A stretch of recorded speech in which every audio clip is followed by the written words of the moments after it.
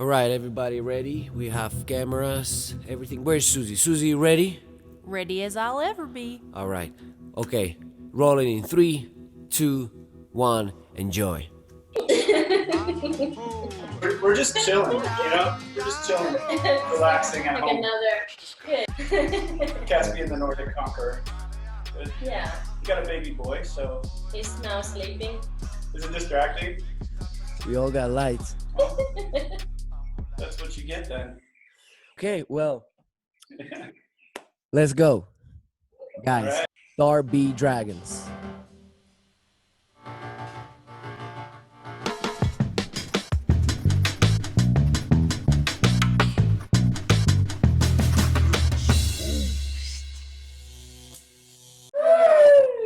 Thanks for having us. I couldn't be more happy to have such a guest as you guys are. Please tell us who you are, what you do, and let's go.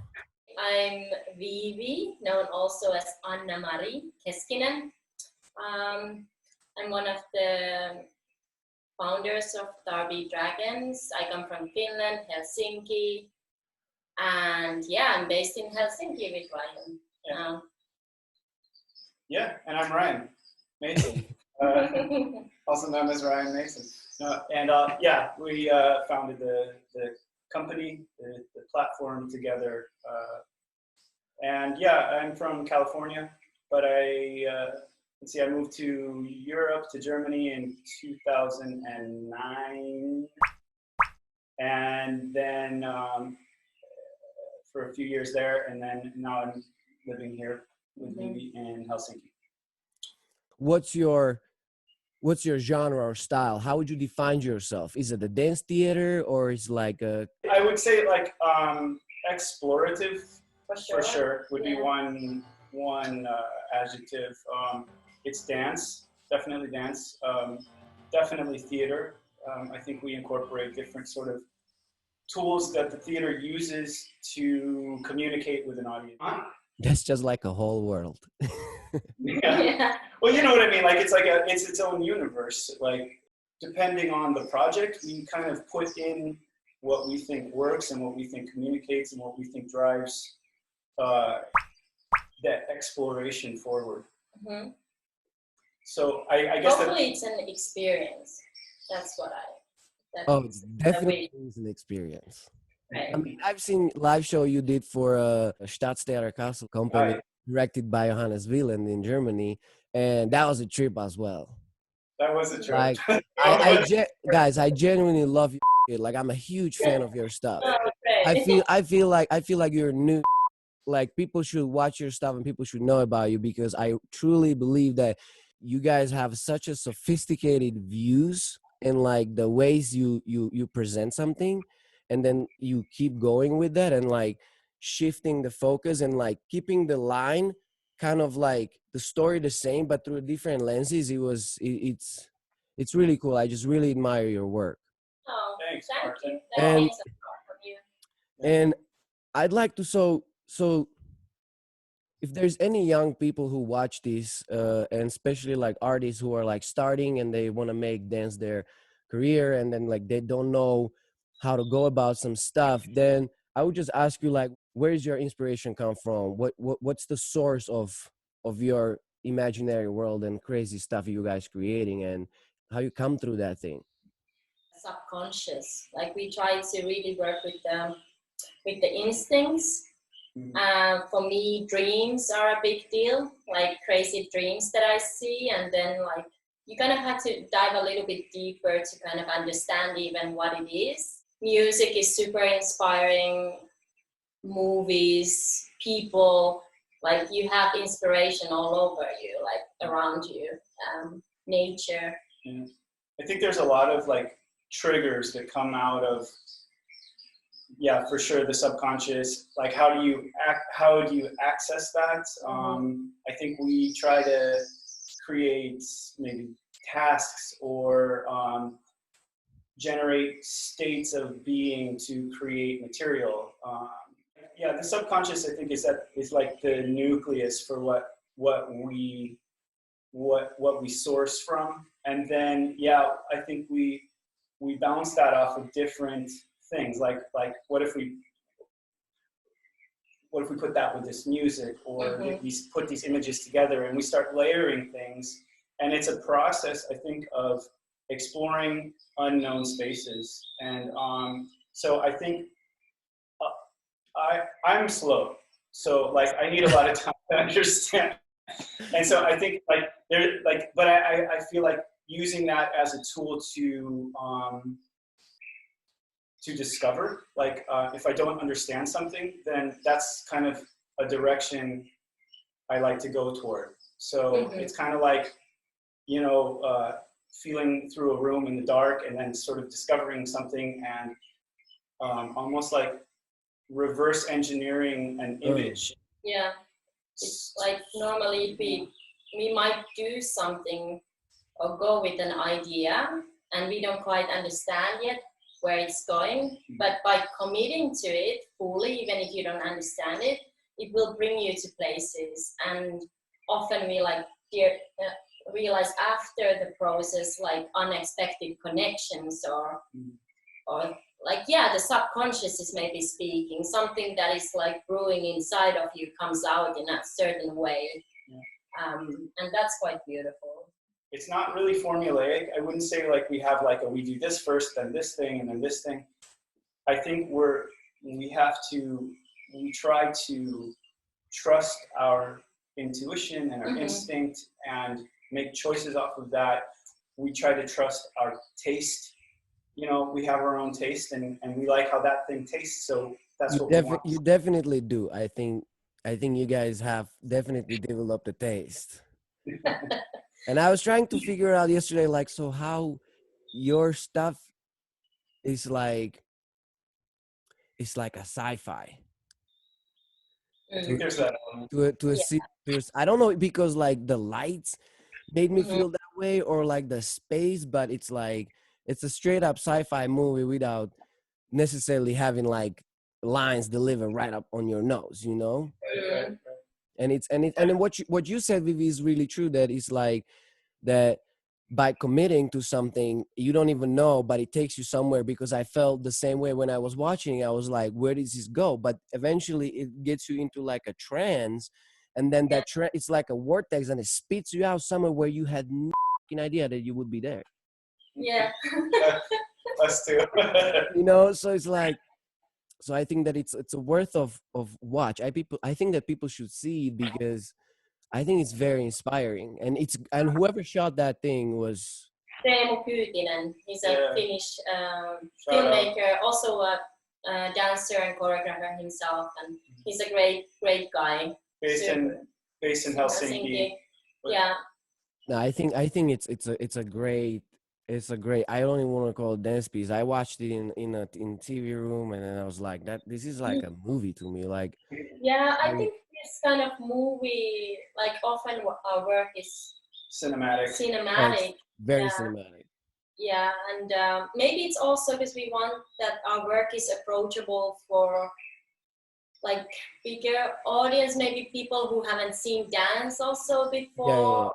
Like that there's something to look at, like costumes or lights, environments, and like music, we had Elias playing live, which was amazing also. So we want to give them like a full experience of something. Yeah. Maybe you can describe a little bit about like what people could expect when they go to your workshops, and what's your main emphasis, and like kind of like if I would read a description like, oh, these people look cool, let me figure it out who they are. So what would you say to people? Well, I think we like to really work with the deeper layers of our being, and that meaning like we dive deep in our tasks, and also it's physically, yes, but often it's also just like the mental psychological trip is quite deep. Like you can choose how far you go, of course, because it's, you know, like everyone takes the trip as they want, but what I feel like the feedback that I have gotten, or we have gotten, like it feels like people actually go through different emotions of states, maybe something that they haven't felt, that they have had that space before, like offered to them. Like we can spend long time in kind of Buddha tasks, or just like working with memories or your sensations and feelings. So it can be quite a lot like going inwards. And then there comes a point in the process normally when it also then starts to go outwards. Yeah, I think we do it in like many different ways, like how we teach, like how I would teach a class wouldn't be necessarily how I would always do a workshop. Right, so like Yeah. sometimes we access from like physical states, just physical. Right. I tend to work with Class is like a training in the physical side. Like Yeah. you have certain vocabulary that you're trying to put on people, and people make comfortable, and then maybe to some degree it can help to a second part of the workshop, which physicality opens up a little bit. Right, and both different like we kind of play like I think every class time is different. It's different So with it's every kind group of, also, yeah. It's kind of like we look at the alchemy of the people in the space, and we say this like because no group is the same, right? Yeah. Different people bring in different experiences. Every day is different also. And, and so we'll look at that and see like, okay, what do we feel like these people can get from us, and what can we offer? What are we inspired to do with them? But like there's a lot of different layers that sort of touch on the physical body, the emotional body, the spiritual, the intellectual. And so we tried to kind of twist and turn through these spaces, still moving, still getting into the body. So you feel like, you're dancing, or you're at least touching on the physical, but that there's like this symbiosis with the other layers. So I think actually openness to just try and to go for things is the first key if you come to do our workshop. Like expecting something, maybe not so good idea, but like if you're just open and yourself, like we want to see people like just who they are, and anyone can do it really, like. Yeah, for sure. Yeah. For sure. I mean, I think we try to like look at the person and dive into the universe of the individual. It's a very personal exploration, and hopefully something revealing to that person that we can offer a space where you open doors that maybe you hadn't opened before. A lot of dancers have never worked with voice before. We work with voice sometimes, and how that can trigger a physicality, or not to get off subject, but like intention and commitment are are really vital to be able to do that. And so like, and curiosity in your own exploration, like that, rather than executing the ideas or the tasks like perfectly. That doesn't matter so much, because there is no perfect way, but like just there's only one perfect way. and I know that because like I remember when we was teaching in New York, you guys taught part of it, and then like me and Lasha taught like one day or something. And I remember after your workshop, like people would come out and be like, holy shit, like we was just walking with our eyes closed and we were tripping out, and everybody was like walking out of there like did you just take LSD or mushrooms or what, like no, but I feel like that, Yeah. So it was definitely a trip. I think we just try to stay curious and keep discovering and keep ourselves entertained. Yeah, and also growing. Like I want to still learn so much and discover new ways, and so it's a meeting. We learn from the people from the workshop as much as Totally. I mean, that always goes like vice versa. Yeah. It's really cool. Well, I have another question, and my question is that, so if you approach someone, let's say on the street, and you show them a little piece of your piece, or like of your work, and that person would say, "That's f***ing weird," what would you say to that person? Great. What did you say? Great. Oh, great. Yeah, I mean, weird. I think it might be weird if it's something that you haven't seen before, and if it's weird, maybe you come back to look at it again. If it's something not so weird, maybe you wouldn't return to look at it. So weird is still like, it gives a possibility for discovery, I think. The weird does not necessarily need to be negative. I think like a lot of people associate the word weird with like negative, but that doesn't have to be negative. Not I was for just me. like saying, because a lot of people would be like, "That's weird," you know? Why is Yeah. that weird? Why is that weird? Because people don't feel comfortable watching something that is like a text, which is not necessarily defining the whole thing, and is like, and is there's a silence, but like you can read through like dramaturgically, you put these things together that you can follow. Yeah. I think that's what weird for people, that they can feel something but they don't know what it is. That's why it's weird. Exactly. I think That's what we are aiming for, right? Yeah, we want people to feel something. So I always think about like, how do we relate to audience, like that wall which we're trying to break, not necessarily by just engaging with the audience, but like creating a content that is like, I always think about it in the back of my head, that like, how do I make this relatable? I think people get anyways whatever they get. Like, we can't control that. Like, of course we can make things obvious, but I don't think we go from that point really. We do want people to get a bit entertained also, like somehow like to. It's like we want people to sit forward. Yeah. You know, like, you guys, whenever you're on stage, believe me, people are entertained in every way. Yeah, like I don't think we want to make things easy, but I think we feel like we have to give them something that they can hold on to, so we can give them some weird stuff as well, or like give that other element with it. Like, if we have good music and then we have something a bit more challenging to watch, or something that might take a bit of an effort to get into, but if they have the good music,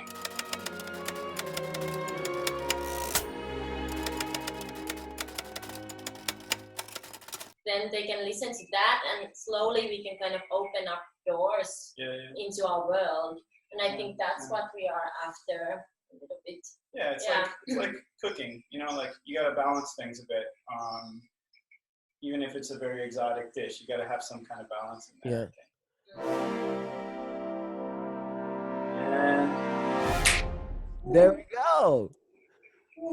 We're back. After this, there is no turning back. You take the blue pill, the story ends. You wake up in your bed and believe whatever you want to believe. You take the red pill, you stay in Wonderland, and I show you how deep the rabbit hole goes. Staying playful allows for like stupid, silly moments like that that can be quite interesting. Yeah, and maybe you get humor. Let me just say that I think humor is super important in dance. Like, it's difficult enough sometimes of a genre to like connect to people with, and so I feel like that's a nice way sometimes to bring the audience to you, or to like connect. You know, we were talking earlier about like, how do we connect with the audience, and I think that there's many ways. That's one way for sure, and like, you know, music is that, and like, and then I think we try to connect with the subconscious also, like my subconscious, your subconscious connecting, and then that subconscious like connecting to your subconscious, and that there's like the secret conversation going on that like even like me here couldn't say what it is, but I hope that that's happening. I hope that there's some kind of subliminal brainwave sharing that's going on. Like, I've seen plenty of shows when people try to be like funny, and came out, and I felt embarrassing in the chair, you know. Yeah, it's difficult. It's very And difficult. I would be like, Yeah, it's very difficult. I think you have to again commit and take it very seriously actually when you work on those scenes like that. Like some scenes like which were funny were the hardest to make actually, because it takes such a concentration and timing, and that's sure. tricky. I mean, nothing's really funny if you try to be funny, and then it's like you just have to just do your thing. And I just feel like it has to be a regular thing, and then people find it funny, because exactly as you say, if you're trying to be funny on the purpose, that a lot of times it doesn't work. If you make it like, I mean, you can add a sound effects and like make it even more funny, like make it so much on the nose that it becomes hilarious, and it's almost like a slapstick, you know? Yeah. Like, all animals breathe oxygen, even fish. A lot of people think fish breathe water, but that's not true.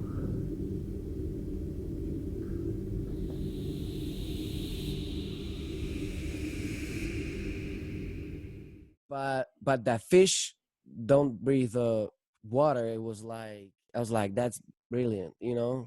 Like, it was really cool. But And also the person who said it was, he really, for him it was serious thing, like it was a fact. You know, like the person who his character was speaking about it, it was like that was not funny for him, it was like a fact. So, well, he said it, I was like literally like, it's like it's that little bump, you know, like everything is so like I was sucked in, and then suddenly just like this little like pop came in, and I was like, that's so good. That's so good. It's just like, it makes you even more like, it clicks to a different level. Like, so now I can also find things funny. right. Throughout on. I kind of like up because these questions should have been before. Maybe you can briefly tell us like about your experience. I would like a Caspian to start. Yes, please. He's like food.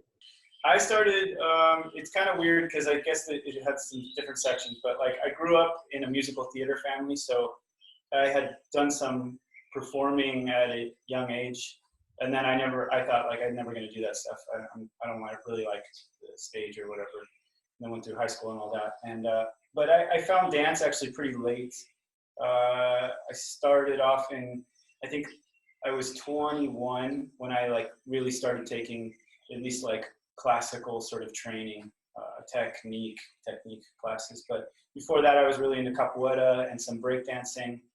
Nothing big time, but just, you know, for fun. But then, I went to Cal Arts in my 20s, early 20s, which was like a modern dance-based school.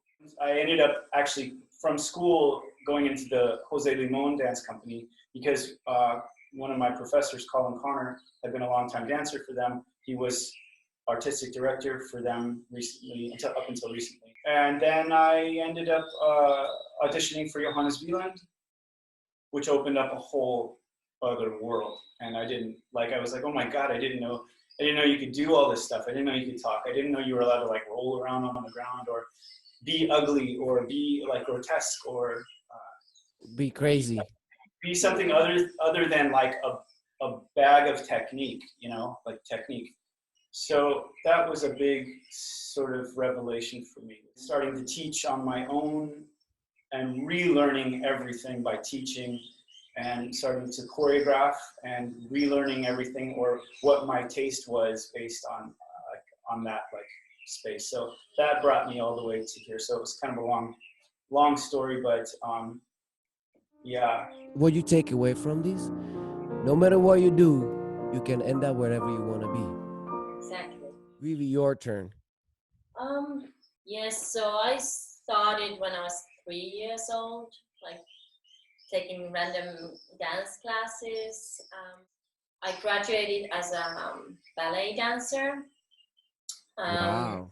Yes, I got offered with a production contract to the ballet, to the Finnish opera ballet, but I didn't take it. I went to Spain because I felt like I felt still hungry for other things. I went to Spain to eat the danza, and there I did more like neoclassical stuff, Jiri Kilian, Nacho Duato, Alexander Ekman, Rafael Bonacella. I learned a lot there, super beautiful teachers and dancers.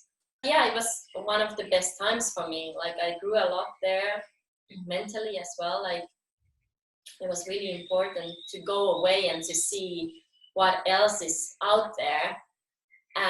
Then I got even more hungry. I realized like there's so many different things you can do and learn away. I had to like learn away from some mannerism that I had in ballet school. You know, I had to learn to curve my back. I mean, with all my respect to you, like no disrespect, I would have never thought that you started ballet. You're so crazy that I would be like, but then you know, then you're this crazy, and then you have this beautiful side. I was like, wow, that's maybe that's the beginnings. Comes out like a little flower. Yeah, I think everything is supporting.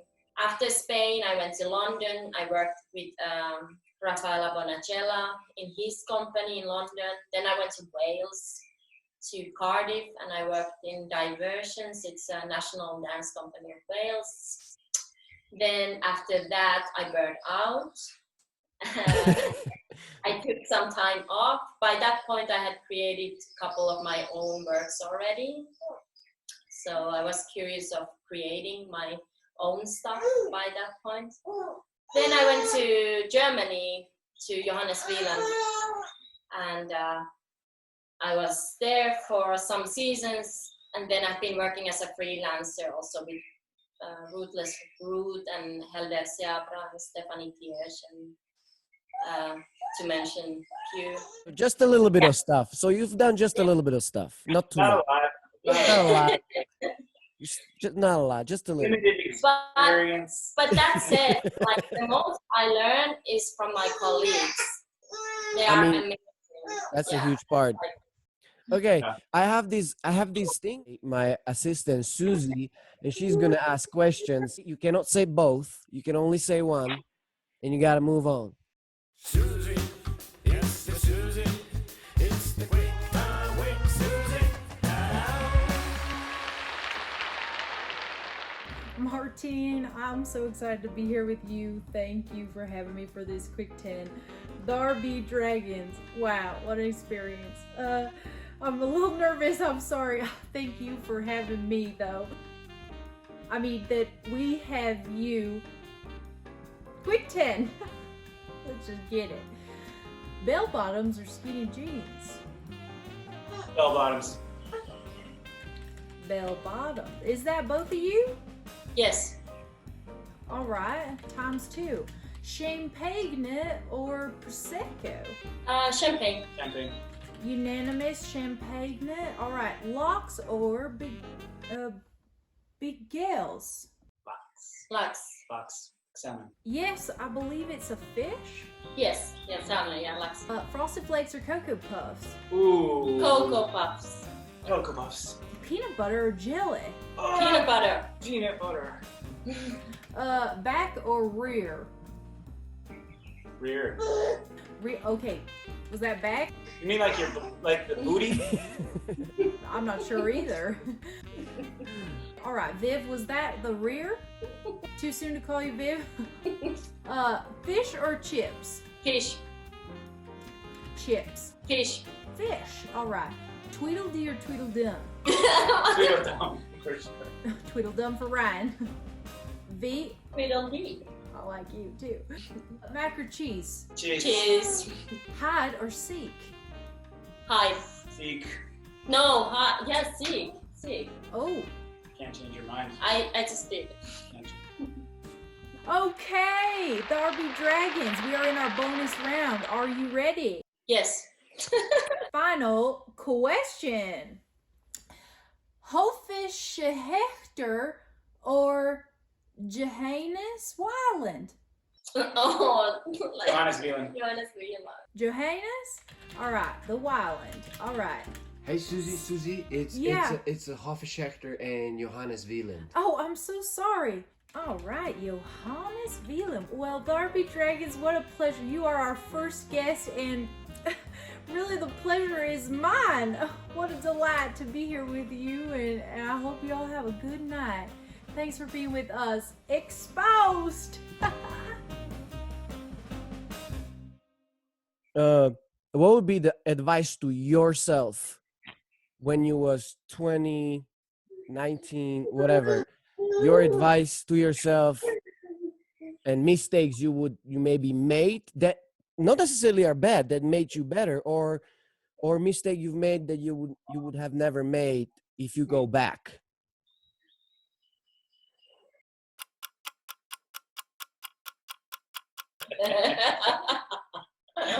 That's fun. Don't put up roadblocks for yourself. One of the sayings we say in our classes, in our workshops, is assume what you're doing is right. Just start from there. Start from assuming that you're going in the right direction, and I think that just kind of takes away one obstacle. At least that one obstacle can be out of your way, and you can be open for opportunity. Now, before we move to Vivi, I just want to ask: would you say that to your 18 to 20 years old yourself, assume that is right, whatever you do? In a way, I think it has to be taken with a grain of salt. Of course, I think you need to also be have some experience, maybe positively critical. But yeah, I mean it more as a sort of getting out of your own way thing. Yes. Of course, listen and learn from things and stay open for those things. But yeah, that sort of the judge that gets in your way too quickly, I think I would have liked to have told myself that sooner. And also I would have liked to have told myself, start developing your taste. Because a lot of times I think when students are younger, they're kind of, especially like in traditional sort of school settings, it's like listen to the teacher and what they say is what you should be, is what your ideal should be. And I wish in school someone had told me like, that's one way to think and definitely listen to that. But what do you actually want to see, or what food do you want to eat? Develop that, because that's what I think makes people interesting. It's like their taste. Are you interested in moving like this? Then that's totally valid, and that's super awesome. So dive into that.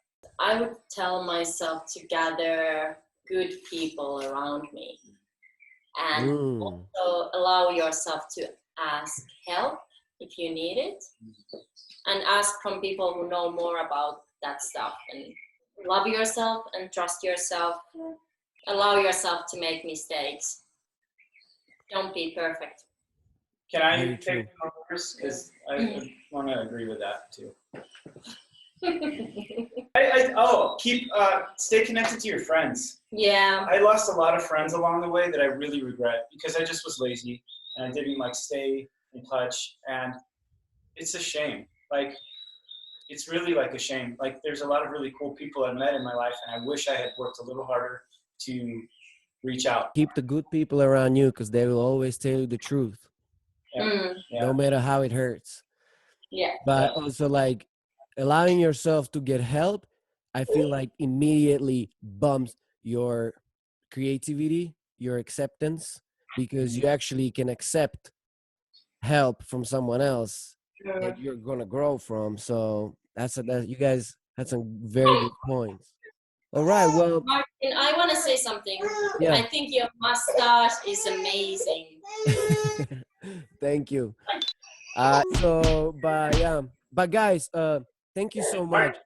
Hey, thanks for having us on, and we think you're awesome. Yeah. The boy does too. How are you, actually? I'm good, let me just close this before. So guys, this was THAR Dragons. I'll put the link down. They were kind enough to give us a little chunk of their piece, and so you get to watch it. Thank you so much, guys. I appreciate it, and Thank you. stay safe, stay exposed. And I hope I have you here again. Same. Thanks, Martin. Peace. Look forward to next time. Bye. Bye-bye. All right. What up, guys? I'm not just kidding.